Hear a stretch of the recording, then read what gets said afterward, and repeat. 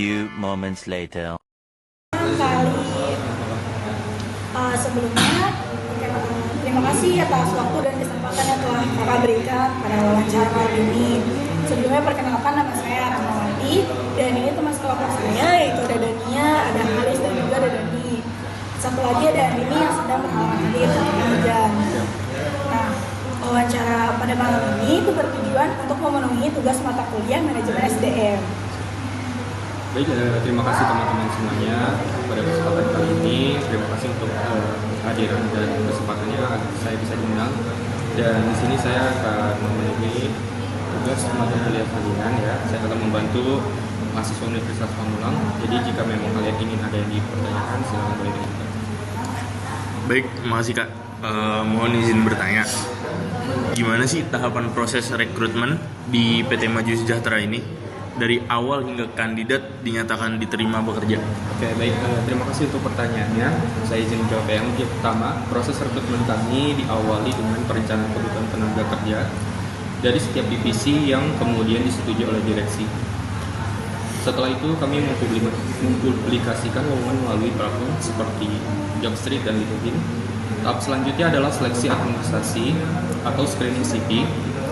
Kandidat yang lolos akan mengikuti psikotes dan tes kemampuan sesuai posisi. Kemudian dilakukan wawancara dengan HRD untuk menilai kesesuaian karakter.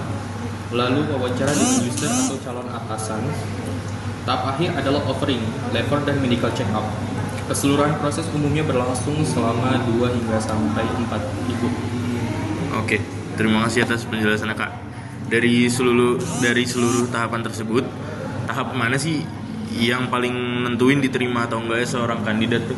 Untuk tahap yang paling menentukan sudah jelas, tentunya itu ada pada di bagian wawancara dengan user.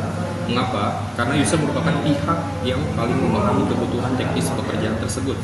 Peran HRD sangat memastikan kandidat sesuai dengan budaya perusahaan atau tidak.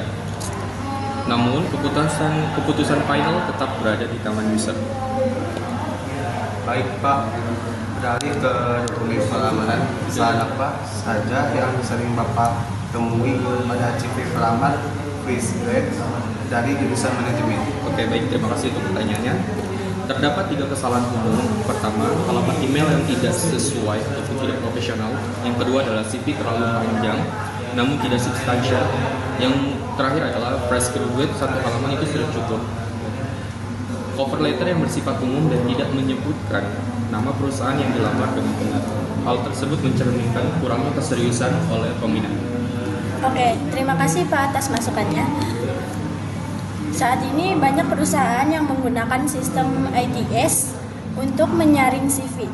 Bagaimana saran Bapak bagi pelamar fresh graduate manajemen yang belum memiliki pengalaman kerja agar tetap dapat lolos seleksi? Baik, betul adanya kami menggunakan aplikasi tracking system. Sistem tersebut bekerja berdasarkan kata kunci yang sesuai dengan kualifikasi.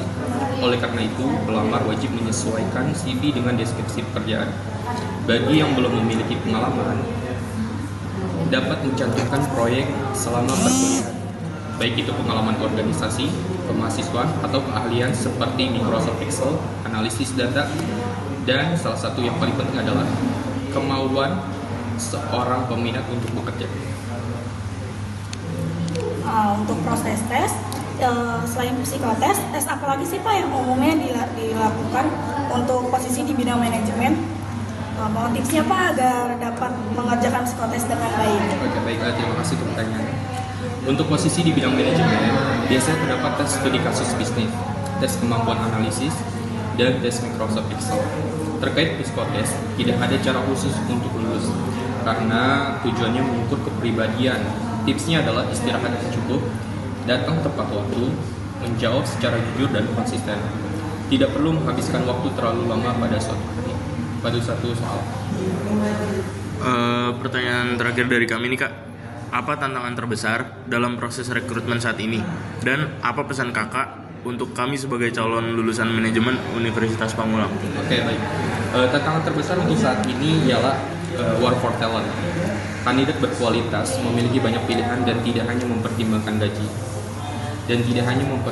tetapi juga work-life balance serta jenjang karir Tantangan kedua adalah fenomena ghosting dari kandidat yang telah menerima offer.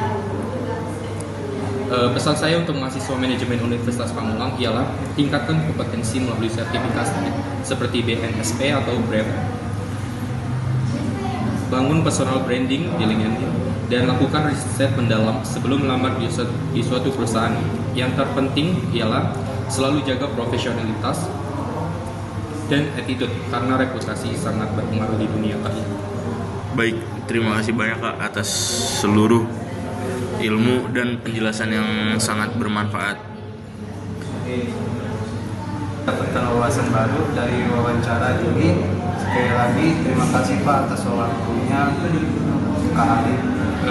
Baik, terima kasih teman-teman.